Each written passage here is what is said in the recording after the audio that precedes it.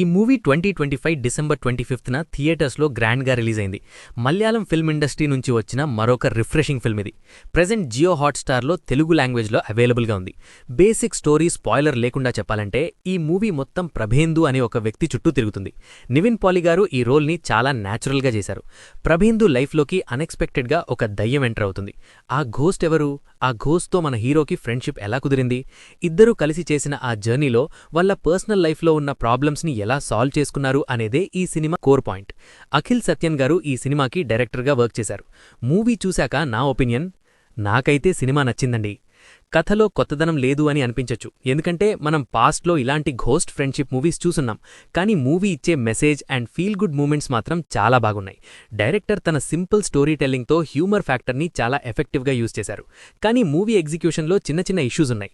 స్టార్టింగ్లో ghost entry అయ్యే వరకు మూవీ చాలా స్లో పేస్డ్గా అనిపిస్తుంది.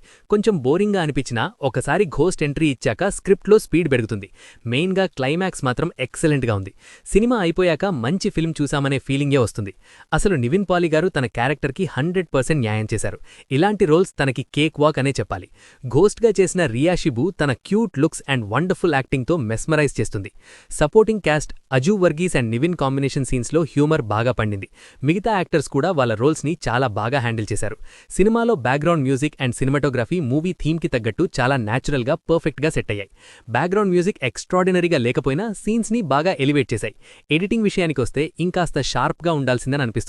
స్టార్టింగ్లో కొన్ని సీన్స్ లెంత్ తగ్గిస్తే ఇంకా బాగుండేది. సో ఓవరాల్గా మీకు మంచి family oriented feel good movies ఇష్టముంటే ఈ మూవీని తప్పకుండా చూడండి.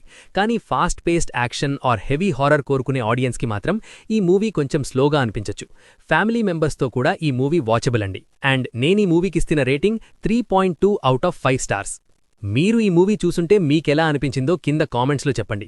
వీడియో చూస్తూ మీరు ఎంజాయ్ చేస్తే చాలు. మన కనెక్షన్ కంటిన్యూ అవ్వాలంటే సబ్స్క్రైబ్ పైన సింగిల్ ట్యాప్ చేస్తే చాలు. నెక్స్ట్ వీడియోలో మళ్ళీ కలుద్దాం. అప్పటి వరకు take care. Thank you for watching.